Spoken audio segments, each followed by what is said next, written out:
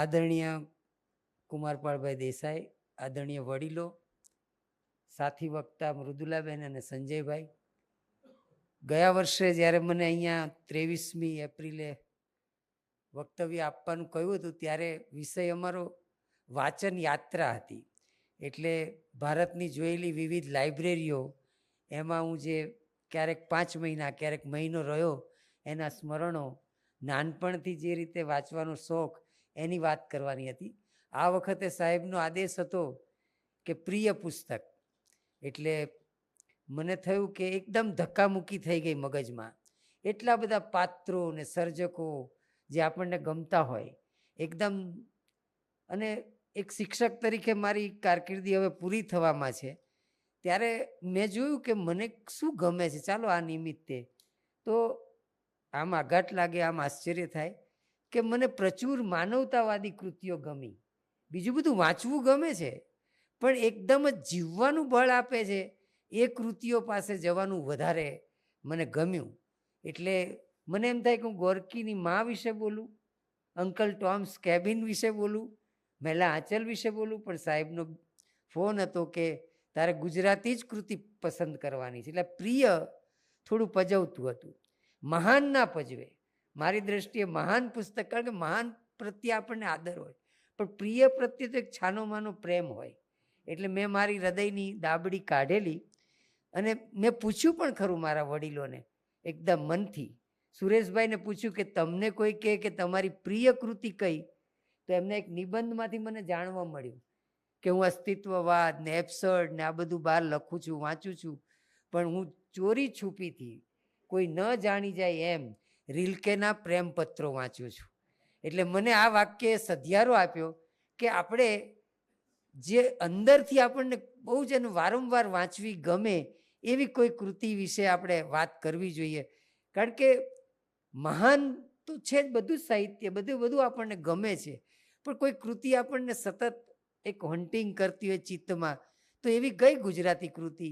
કારણ કે આપણી પાસે તો સરસ્વતી ચંદ્રથી આજ સુધીનું છે, પણ એકદમ જ મને નાનકડી પણ વજનદાર એક કૃતિ, જે મેં કહ્યું એમ હૃદયની દાબડીમાં સંચાયેલી એક ચંચળ નારી પાત્ર ધરાવતી વળામણા યાદ આવી.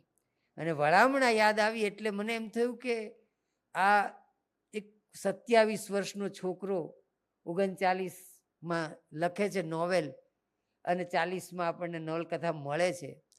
અને એ નવલકથા મેઘાણી પાસે ગયેલી, અને મેઘાણીએ એક ઉમાશંકરભાઈને પત્ર લખ્યો છે કે આજે જ મને વળામણા મળી અને મેં આખી રાત વાંચીને પૂરી કરી, મારી આંખમાં આંસુ થંભતા નથી. આ જબરો કલાકાર આપણી વચ્ચે મળ્યો છે, એને સાચવો. આવું કેમ કઢંગી છપાઈ કરી છે, એમ એક ટોણો પણ માર્યો છે.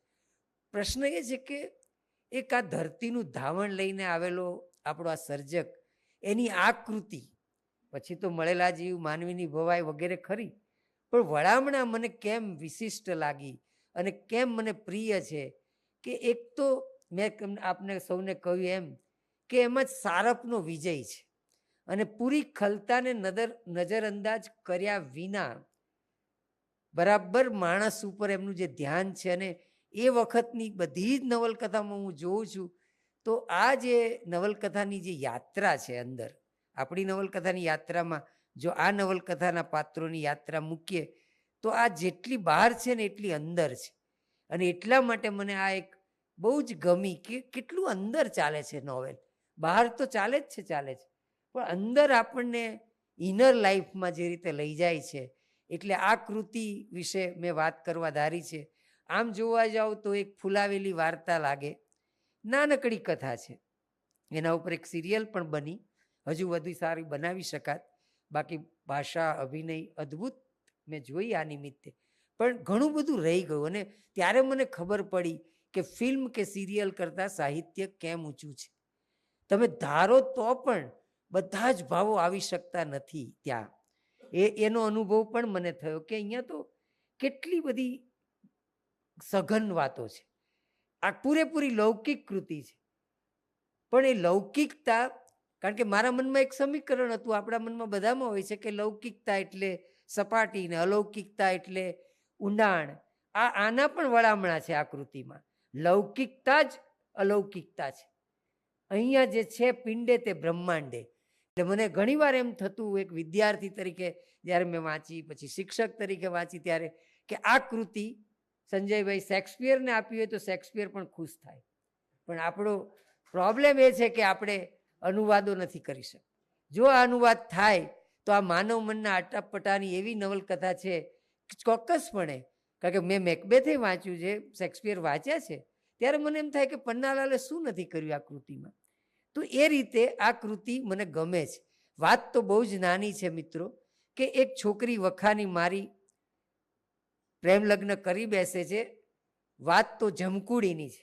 જમકુડી જ્યારે પણ હું સાંભળું છું ત્યારે મને બેન કાલાજલની ચંચળ કન્યા યાદ આવે ને કૃષ્ણા સોબતીના પાત્રો યાદ.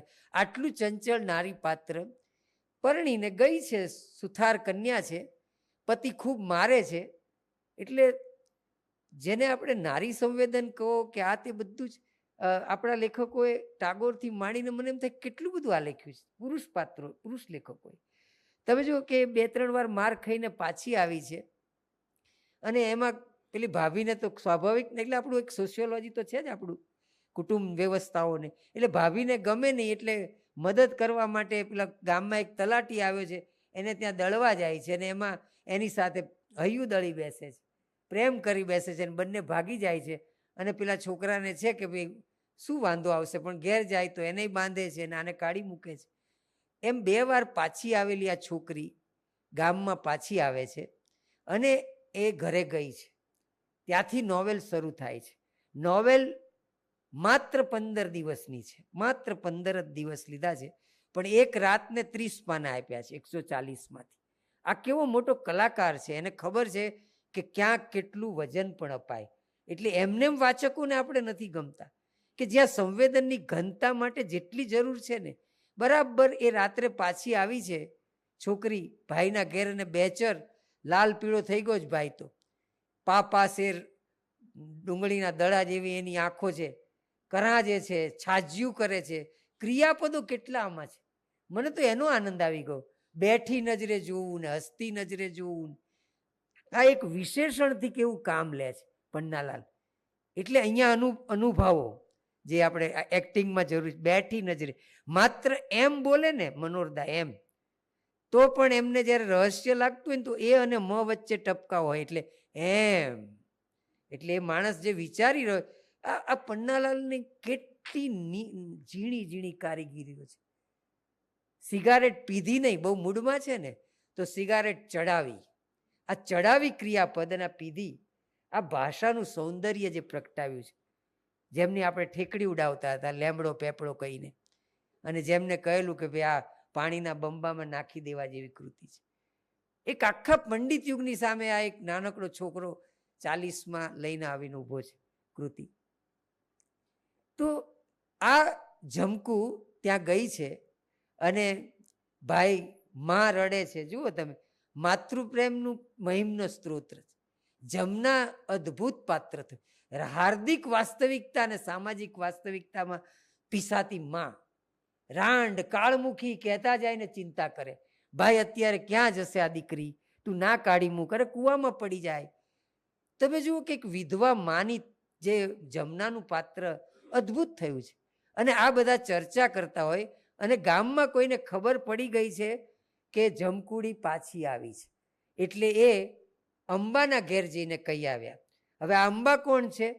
તો કે આ 2 વાર છોકરી પાછી આવી ને, તો એ વખતે અંબાએ પોતાના વિધુર છોકરા મોતી માટે માગું નાખેલું, અને આ બેચરૈયા એમ કહેલું કે ભાઈ તારા કુટુંબની તોલે અમારું કુટુંબ ના આવે. આ તો આપણે છે જ આ હરકી બધી, ભલે છે જ સુથાર જ બે, પણ ના પાડેલી. અને એટલે અંબાને હવે છે કે હું બેચરિયાની નાતમાં ઇજ્જત લઉં. તો આ એમના બધા માટે કેસ પેપર છે. આ અંગત પ્રશ્નો ઘણીવાર આ બધા માટે એક લિટમસ બની જતા હોય છે. એટલે એમને અંબાને રસ છે કે હું એની જપ્તી લેવડાવું ને મુદ્દા માલ સાથે પકડાવું એમ. હવે જમકુ મુદ્દા માલ થઈ ગઈ બિચારી. તો એ તમે જુઓ કે એ અંબા પોતાના દીકરાને મોકલે છે મનોરદાને લેવા માટે, ગામના મુખી છે. આ મનોરમુખી નો પહેલો જ પરિચય બેન, એક જ લીટીમાં, ગામમાં સૌથી મોડા જમનાર મનોરદા. આમાં બધું આવી ગયું.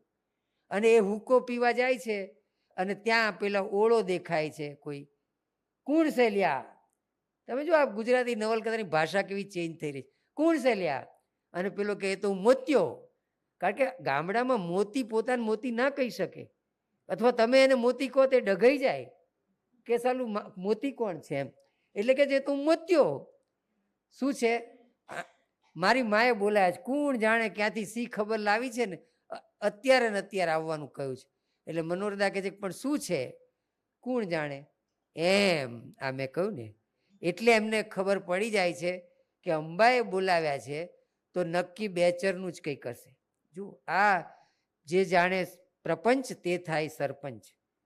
તમે પણ તમે જુઓ કે કેવા નેતા હોવા જોઈએ, એ પણ મને આમાંથી દેખાયું કે કોઈની તાકાત નથી જમકુનો પ્રશ્ન સોલ્વ કરી શકે ને માં ખાલી હાર્દિક વાસ્તવિકતા આંસુ સારી શકે છે. તમારે સાહેબ નેતા તો બધું જ જાણતો હોય ને દિલનો સારો હોય એવો જોશે મનોરદા જેવો આ ભારતમાં. એ પણ મને આમાંથી દેખાયું. એટલે આ મનોરદાને રસ પડે છે કે કારણ કે કેસ થયો ને ગામનો એક મોટો કેસ, એટલે મુખી તરીકે મુખીઓ પન્નાલાલના જોવા જેવા છે. એક જ લીટીમાં બેન વર્ણન આવે માનવીની ભવાઈમાં પેથા પટેલનું, પેથો 45નો, ન્યા કરવા બેસે ને તો 60નો લાગે, પણ જો ખીલે ને તો 70નો. હો, આ વાક્ય જુઓ તમે. અને તમે એ મુખીને જોયા હોય ને ખીલેલા તો જ તમને આમ ખબર જ ના પડે કે આ મુખી આવો ખીલે એમની મિટિંગોમાં. તો આ જે પન્નાલાલ જે ટેલિંગથી શોઈંગથી શું અદ્ભુત કલા કરે છે. અને એટલા માટે આપણે ઓવારી જઈએ છીએ કે કેવી કેવી કૃતિ લઈને આવ્યા, પહેલી જ કૃતિ. અને તમે જુઓ કે ત્યાં બેચરને બોલાવ્યા છે તો બેચર જવાનું છે તો અંબાને ત્યાં, પણ એ કામળી બામળી હુકો બુકો લઈને ઉપડે છે અંબાને ત્યાં, બેચરને ત્યાં પહેલા જાય છે. અંબાએ બોલાવે છે અને અંબાને ત્યાં જાય છે, ડેલીએ કાન માંડે છે, અંદરથી જવાબ આપે જ્યાં જવું હોય ત્યાં જાય, મરી જાય તો મારે શું. એમને બધું જ પોલીસને ખબર પડી જાય ને એમ પડી ગઈ, કેસ હાથમાં આવી ગયો આખો. એટલે બારણું ખખડાવે છે. પન્નાલાલ એક જ વાક્ય લખે છે, પરસાળમાં જાણે વીજળી પડી. તમે જુઓ, આ જે પાનાના પાના ભરીને તમારે લખવું પડે ને સાહેબ, એક જ વાક્ય, પરસાળમાં જાણે વીજળી પડી. ચૂપ એકદમ. અને મનોરદા એક બારણું ખોલાવ્યું અને બેચરે કહ્યું તમાકુ બદલી આલું મનોરદા. કારણ કે એને એમ કે મનોરદા તો શું જાણતા હશે, એકદમ આવ્યા હશે કે બળીએ તમાકુ. હવે તો પોલીસ છે ને, બળીએ તમાકુ. પછી એમને એમ છે કે આમને ખબર છે કે નહીં. અને જે નેતા હોય ને એમને વાર્તાઓ કહેતા તો આવડવી જ જોઈએ. એટલે આ વાર્તા શરૂ કરે. તમને ખબર છે, એક જણાએ કહ્યું કે તારી માં નાતરે ગઈ, તો કે હા ગઈ. તને ખબર છે? પછી બીજાએ કહ્યું કે તો પાછી આવી, તો કે હા પાછી આવી. તો આ વાત એમની એમ છે ભાઈ. એટલે તરત જ પેલી જમના કઈ બેસે છે, રાંડ વાંજણી પાછી આવી, શું કરીએ મનોરદા. આખો કેસ હાથમાં આવી ગયો. જે માણસ જાણતો જ નહોતો કે આવી છે કે નથી આવી. એટલે એકદમ જ એ કહે છે કે જુઓ અત્યારે એને અહીંથી મોકલી દો, હું જપ્તી લેવા આવીશ ગામનાને લઈને, એને પેલા ખીજડા ઉપર ચડાવી દો, અહીંયા બધે તપાસ કરીશું અને પછી તો હું એને ઠેકાણે પાડી દઈશ. આ ઠેકાણે પાડી દઈશ શબ્દ જમનાએ સાંભળ્યો, થથરી ગઈ. ક્યાંક આ મુખી મારી ના નાખે મારી દીકરીને. અને એ મુખી એટલું કહીને જતો રહે છે. હવે જાય છે અંબાને ત્યાં, અને અંબાને ત્યાં તો મોડા પડ્યા છે એટલે જઈને પહેલા ચલમ મૂકે છે આ લિરિકલ રિજિયોનાલિટી, કેવી રીતે વાતોને વાળવી ને કેમ કરવું. મોતી તમાકુ બદલી હાલ ભાઈ, જો તમાકુ બળીએ તમાકુ, અહીંયા તમાકુ બદલી હાલ. કારણ કે વાત કેમ મોડા આવ્યા અંબા કહે છે. આમ બરાબર એક પગ ભીત ઉપર રાખીને 53 વર્ષની અંબા જ્યારે જુવાનિયા બધા એની આસપાસ આંટા મારતા, એમાં એક મનોરદા પણ ખરા. આ પન્નાલાલ છે. અને એ અંબાએ કહ્યું કે અંબા ભાભી, કારણ કે બધા હોય ત્યારે ભાભી, કોઈ ન હોય ત્યારે અંબા. અંબા તું નહીં જાણતી હોય, આ મોતી તને વાલો છે ને એટલો મને જ વાલો છે. આ જે બધું બિટવીન ધ લાઇન્સ, માણસ બધે માણસ છે સાહેબ. એટલે તમે જે મેઘાણીના પાત્રો જોતા હતા, ધૂમકેતુના આપણે જોતા હતા ને કે ગામડું એટલે સરસ ને શહેરોમાં જ બધા લોચા છે, ના, બધે બધું છે ભાઈ, માણસ બધે છે. તો આ બધું મને મજા આવે કે અકુંઠિત ગ્રામ જીવન, અકુંઠિત. એટલે પેલી કહે છે કે આ છોડિયા ને બાળિયા ને બધું શું કામ બાળો છો? એક નાનો દીવો બળી રહ્યો છે, એક ફાનસ બળી રહ્યું છે. આ ક્રોધ અંબાનો, ફાનસ મનોરદાનું, એક કોડિયું જીવન આપતું. આમ મને બહુ મજા આવી ગઈ નાના નાના પ્રતીકો રૂપકો જોવાની. અને એકદમ કહે છે કે આ શું માંડ્યું છે તમે? તો કે પેલી રાણ પાછી આવી ખબર છે ને તમને? હા, પણ તમે મોડા કેમ આવ્યા? અરે હવે તો આ શરીરમાં પાપ આખડી શક્તિ એ નથી રહી, તો મારે તમારી પાસે પાઠ ઘડાવવા છે? પાઠ તો અહીં ઘડ્યા જ છે ને, તમને જો યાદ હોય તો. આ તો ઉપર ભાર પાછો. આ બિલકુલ જે લેંગ્વેજ ચાલે છે, અને તરત જ કહે છે કે એ બધું પછી સંભાળજો, આ તમારી રીસ ના તો અમે બદલાયા જ નહીં. અંબા એ 53 વર્ષની અંબા, 60 વર્ષનો મનોરદા, એમનો એક રૂજુ સંબંધ પછવાડામાં છે. અને અંબા એને બધી વાત કરે છે કે જોનારાએ કહ્યું છે કે જમકુડી આવી છે, તો હવે ચાલો આપણે ઝડપી લઈએ. એટલે વીરા કાકા, કુવાવાળા, મોતીભાઈ, આપણો મોતી, મૂળા કાકા, બધાને લઈને રાવણું ઉપડે છે.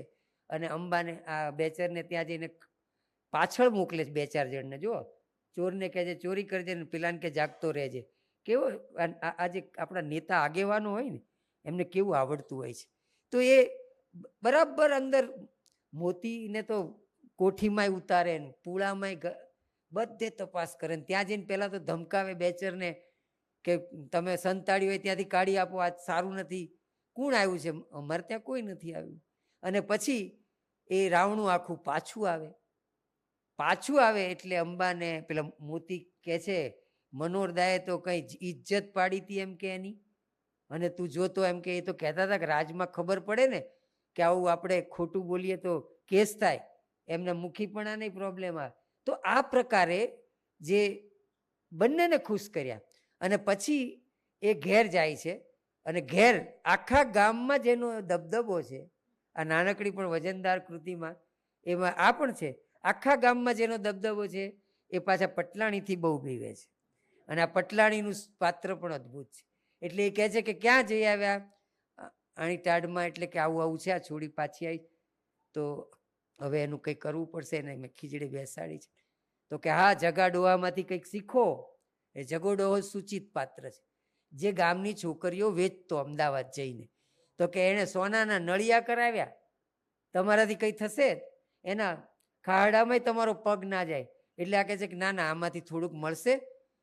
એટલે એક દુરિત વિચાર પત્ની દ્વારા એમનામાં આવે છે કે આ થઈ શકે સારું. અને હમણાં લગ્નમાં અમરસિંહ મળ્યો તો ગામમાં આવેલો, એ અમરસિંહે કહ્યું હતું કે જગા ડોહાને તો હું છોડીઓ વેચી દેતો, તમારી પાસે હોય તો કહેજો, આપણે અમદાવાદ આવો, જુઓ તમે. એટલે અમરસિંહ યાદ આવે છે. અને એ કહે છે કે આમાંથી તો હું કંઈક કમાઈશ ને તને હાંસડી કરી આલીશ. હવે મારી હાંસડી છોડો ને, આ છોકરાની વહુના ઘરેણા ગીરવે મૂક્યા છે ને, તમારી માં આવશે ને, પ્રેગ્નન્સીમાં ઘેર ગઈ છે, એ આવશે ને ત્યારે હું શું જવાબ આપીશ? મહેસૂલ ભરવા બિચારા આપી દીધા છે. એટલે મનોરદાને સંભળાવે છે બરાબર. અને મનોરદા કહે છે કે બધું થઈ રહેશે. અને મનોરદા પોતાના ખાટલો બાટલો આમ ગોઠવી પેલા ખીજડા પાસે ગયા ને કહ્યું જમકુ, તો જમકુડી હોવે કાકા કરતી ઉતરી. કારણ કે એના તો મનોરદા છે ગામના. તો એક ઉતરે છે કે આપણે અત્યારે જવાનું છે, હું તને ક્યાંક બહાર મૂકી આવું, ગામમાં બધું ટાઢું ટીપાય. એટલે બિચારા નીકળે છે. પન્નાલાલે અદ્ભુત વર્ણન કર્યું. ટાઢ છે શિયાળાની, અને કોઈ પવન પણ કોઈની ઊંફ શોધતો, સોળ શોધતો હોય એવું લાગે છે. આ વાક્ય છે. અને પછી કહે છે કે આખું ગામ વટાવ્યું ને, ઘાટી વટાવીને પછી જંગલમાં પ્રવેશ્યા ને. પન્નાલાલ કેવા અદ્ભુત છે. હવે એ બંનેને શાંતિ થઈ. તમે જુઓ, મનુષ્યને ડર મનુષ્યનો છે, વાઇલ્ડ લાઈફ તો બિચારી સારી. એટલે એમને જંગલમાં બીક નથી લાગતી, ગામમાં બીક લાગે છે. આ શું સર્જ્યું છે આપણે મહાન મનુષ્ય સંસ્કૃતિ.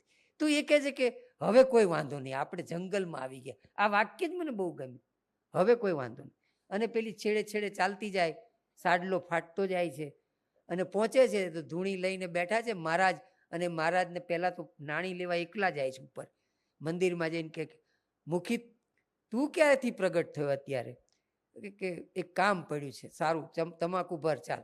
અને હુકો બુકો પીધો પછી કહે છે કે આવું આવું છે એક છોકરીને.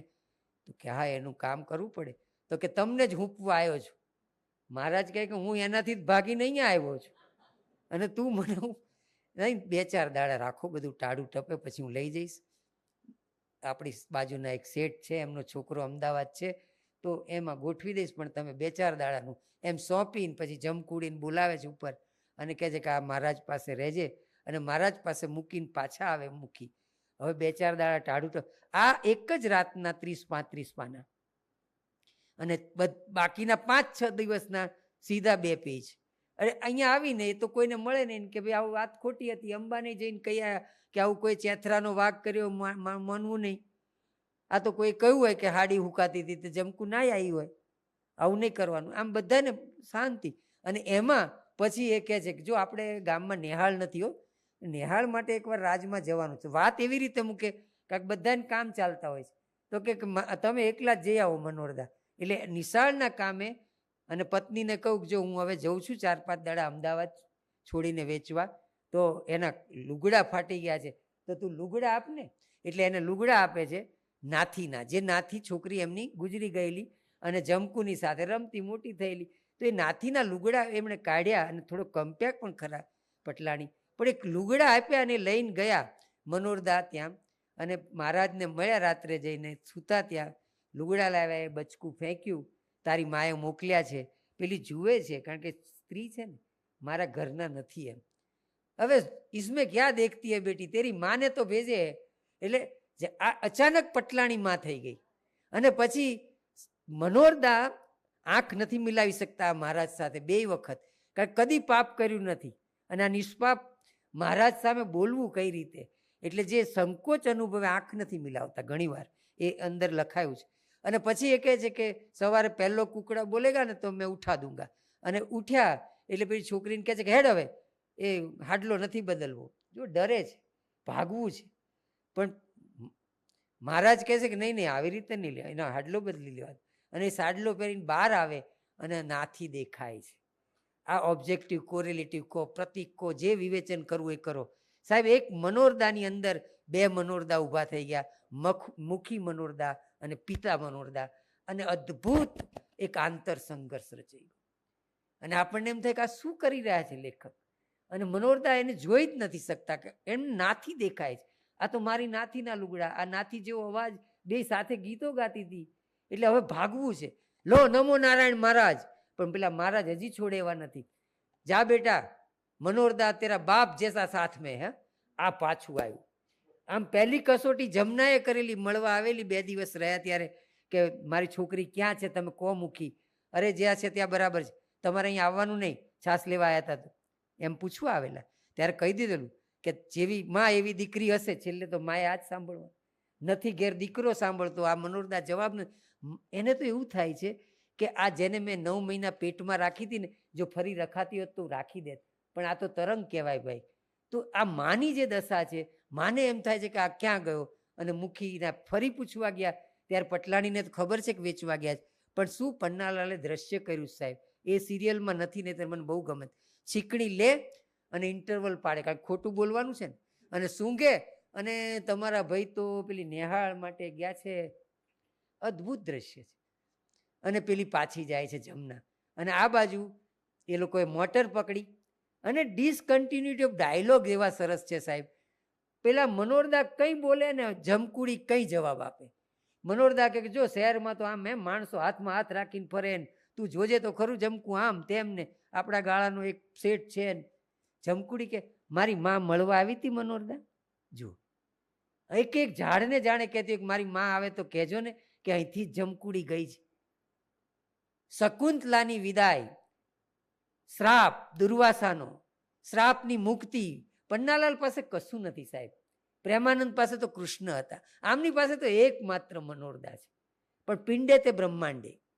આ મનુષ્યમાં ભગવાન નિપજાવાની કલા છે. એટલે તમે જુઓ કે એક શકુંતલા, એક કુંવરબાઈ મૂકો, અને આ આપણી જમકુડી મૂકો, અને જઈ રહ્યા છે મોટર ને રેલવે. રેલવેમાં બેસે તો આપણે તો માણસો બધા વાતોડિયા કે ઇંગ્લેન્ડ નથી, એટલે બાજુવાળી ડોસી કે તમારી દીકરી છે, એટલે કે હા મારી દીકરી છે. આમ જતા જતા અમદાવાદ પહોંચે ને પેલી તો લાડવો આપે કે તારી માએ મોકલાવ્યો, ત્યારે તે કહી જ દે છે આ અમારા ઘરનો લાડવો નથી, મનોરદાને કહે છે. અને મનોરદા કહે છે કે જો તને બહુ સારું મળશે ને, આપણે પેલા મોંઘી ડોસી નહોતા ડાકોર જવાન નામે પ્રેમ લગ્ન કરનાર છોડીને મળવા જતા, એમ તારી માને લઈ આવીશ. બહુ માં ના કર, કારણ કે એને ખબર છે કે મારી માં રીબાતી હશે. એટલે તમે જુઓ કે એ ત્યાં અમદાવાદ તો પહોંચાડે છે, આખું રાવણ ત્યાં જાય છે, અને પછી એ ધર્મશાળામાં રહે છે અને પેલા અમરસિંહને શોધે છે. ને અમરસિંહને પેલી છોકરી તો રીબા, કાકા હેડો ને આપણે પાછા ઘેર જઈએ, હું કૂવો અવાડો કરી લઈએ, તમે મને છે ને મહારાજના મંદિર પાસે છોડી દેજો, હું મારી રીતે બધું મારું ફોડી લે, પણ મને ઘેર લઈ જાઓ, હું અહીં મરી જઈશ. એટલે બસ ચૂપ રહે હવે.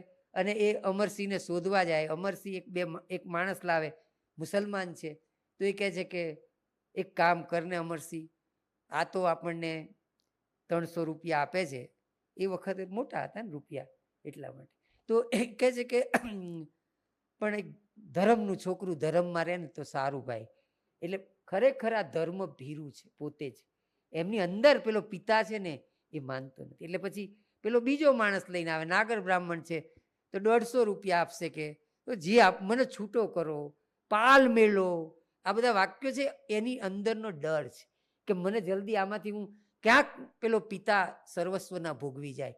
એટલે મુખીને ડર છે, એટલે કહે છે કે પાલ મેલો, છાલ મેલો, જે કરવું એ કરો, પણ મને છૂટો કરો, અમરસંગ છૂટો કરો. કે 150 રૂપિયા છે પણ એની પાસે છે 75 જ. તો એક કામ કરીએ, તમારા 75 લઈ લો ને મારા 75 હું લઈ લઈશ, અને પછી આ છોકરીને 2-4 દિવસ મારા ઘેર રાખીશ. ના ના ના, તમારા ઘેર શેના માટે? અરે હું કહી દઈશ ને મારું બૈરું છે. એટલે મનોરદાન થાય છે કે આ એક બાજુ જમના એમને ભગવાન બનાવ્યા, જમકુ એ પિતા બનાવ્યા, મહારાજે એને બાપ બનાવ્યો છે, અને આ માણસ એને માણસે નથી રહેવા દેતો. તમે છે ને બીજી વાર આવો ને સાહેબ, તો જો આ તો કાઠિયાવાડી બુલબુલ છે જ, આવું જ લઈ આવજો, પણ જરા જાણ કરી દેજો. એટલે આપણે આમ વેપાર ચલાવી. એટલે ભેંસોનો વેપારી હોય ને એવું લાગે છે મનોરદાન, કે ચાલો આ મારી ક્યાં દશા કરી આણે. એટલે કહે છે કે તમે છે ને અત્યારે જાઓ, એ ભાઈને લઈને આવો ને, 150 લઈને આવે, પછી આપણે સમજીશું. એમ કરીને એને ધકેલે છે. અને એક બાજુ આ છોકરી ખાતી નથી, પીતી નથી. એકદમ મનોરદાન થાય છે કે આ મરી જશે. એટલે કહે છે ચાલ આપણે ખાવા જઈએ. તો કે ના, મારે નથી ખાવું. પણ ના, આપણે ઘેર જવું હોય તો જમવું પડશે. એટલી બધી ગતિ આવી જાય ને. હમણાં સુવાવડ થઈ હોય એવી છોકરી હતી, એ તમે જુઓ તો કૂદમ કૂદ કરે છે. સાચું કાકા, આપણે ઘેર જવાનું છે. અને જમવા આવે, મેં જોયું 2 વાર જમવા લઈ જાય છે ને, એક વાર એ દુખવાના નથી ખાઈ શકતી, અને બીજી વાર એટલી ખુશ છે એટલે નથી ખાઈ શકતી. તો કહે છે કે તે 2 વાર પૈસા બગાડ્યા, હવે તો ઘેર જવાનું જ પૈસા, અને પછી તમારું ફાળ્યું ના અંતે એવી તૈયારી કરે. અને મનોરદાને કહે કે ચાલો આપણે પાછા જઈએ. અને મનોરદા કહે છે કે રેત એમને એમ છે કે હજી જો પેલો માણસ આવી જાય, એમને લાલચ નથી છોડી. અને એ કહે છે કે જો તું સમજ, અહીંયા રે, હજી ભાઈ આવે તો નહીં. હવે અહીંયા મારે કોણ? મારા ભાઈ નહીં, મારા બૂન નહીં, બા નહીં, એક તમે છો, તો તમે મને છોડીને જતા રહેવાના. અને આ જે તીર વાગે છે ને બરાબર હૃદય ઉપર, અને મનોરદાનો કડડ ભૂસ કરતું બધું જ મુખીપણું ગબડી પડે છે. અને એમને થાય અહીં મારું કોણ? એક તમે છો, તો એ જતા રહેવાના. અને મનોરદા ને એકદમ કહે છે કે ચાલ જઈએ. જો હું તને કહી દઉં, હું તને વચ્ચેથી મૂકી દઈશ, હું ગામમાં નહીં લઈ જાઉં. હા, તમે મને મૂકી દેજો. અને ખરેખર જ ગાડીમાં પાછા આવ્યા મોટર, કે હવે ક્યાં જશો? પેલી એ તો બધું જુદું કર્યું, એમનું ફાળ્યું ને. લો મનોરદા, તું ક્યાં જઈશ? ગમે ત્યાં, તમને હેરાન નહીં કરું. એટલી સરળ છે. એટલે મોટા બોલ્યા હેરાન નહીં કરો, આ જંગલ છે. ક્યાં જઈશ? પેલા મહારાજ પાસે જવું કે? તો કે ચાલ હું તને મૂકી જાઉં. મહારાજ પાસે ગયા તો ધૂણી છે, મહારાજ નથી. કોઈ મહારાજથી આ પ્રશ્નો નથી ઉકેલવાના, કોઈ જમનાથી નથી. વ્યવહાર પટુ માણસથી જ આપણા પ્રશ્નો ઉકેલાશે, ભાવનાઓથી નહીં. વાસ્તવિકતા ઉપર પણ જેનો કબજો હોય અને જેનું હૃદય પણ સાબુત હોય. એટલે તમે બેચર મોડેલ મારે નાત જ જોવી છે. જમનાનું મોડેલ, મહારાજનું મોડેલ, સહાનુભૂતિ જ, સહાનુભૂતિથી વિશેષ કશું. આની પાસે તાકાત છે. એ કહે છે કે ચલ હવે જે થાય એ જોવાશે. અને એકદમ બેચર પાસે જઈને કહું કે અહીંયા એને રાખ, કાલે સવારે આપણે કંઈક કરીશું. ઘેર ગયા, બધાનો સામનો કર્યો, પણ અહીંયા શું કરવાનું?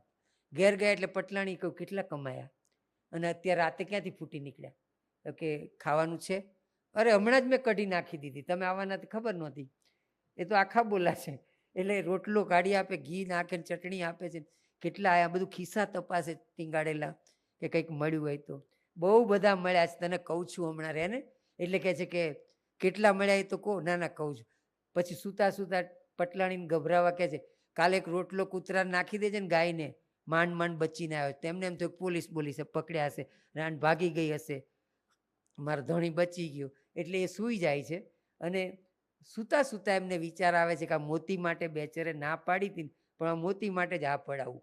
અને મોતીના માટે સવારમાં બેચરને કહે છે કે જો તારી બુને જે કર્યું એ, પણ આપણે રાતોરાત લુગડા પહેરાઈ અંબાને જઈને મનાવે, કોઈ ન મળ્યો એટલે મારો મોતિયો મળ્યો.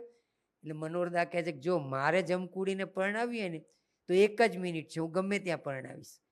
આ તો ગામની છોકરી છે, તમને ગમે છે, તમે ગયા હતા એટલા માટે કહું છું, પછી મારા જેવો કોઈ મુખી નથી એટલું માનજો. અને એમ કરીને અંબાને મનાવે છે અને એ રાતે રાત લુગડા પહેરાવવામાં આવે છે.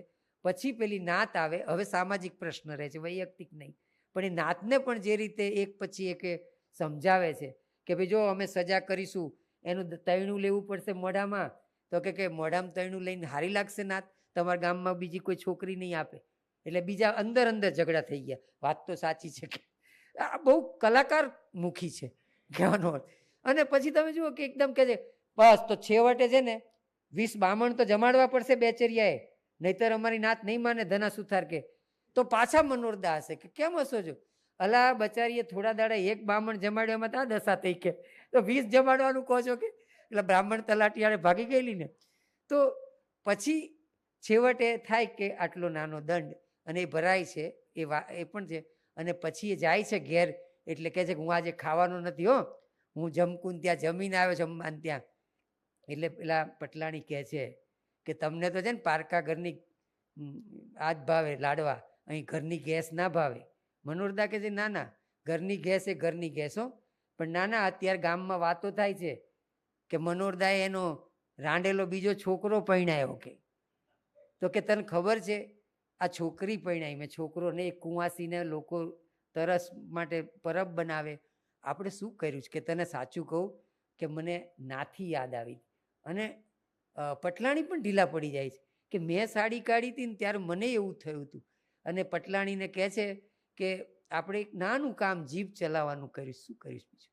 અને છોકરી આજે એટલે પટલાણીને એકદમ એ દિવસે શાંતિથી સૂવે ત્યારે પટલાણીનું જે છેલ્લો દ્રશ્ય છે કે રાણ મેં જ એમને ગેરમાર્ગે દોર્યા, નહીતર આ બિચારો હેરાન ના થાત. અને પછી સવારમાં એને વળામણા એટલે કે કન્યા વિદાયના વખતે એને બોલાવે છે અને દીકરીની જેમ એને વિદાય આપે છે. તો આ આખી કૃતિમાં મેં જોયું કે એક પ્રચુર માનવતાવાદ છે. એટલે મને કોઈ એમ કે મણિકોલ કેટલા સરસના તારકો, પણ મને કોણ જાણે કે ચાર્લી ચેપ્લિન જેવું કોઈ લાગતું જ નથી.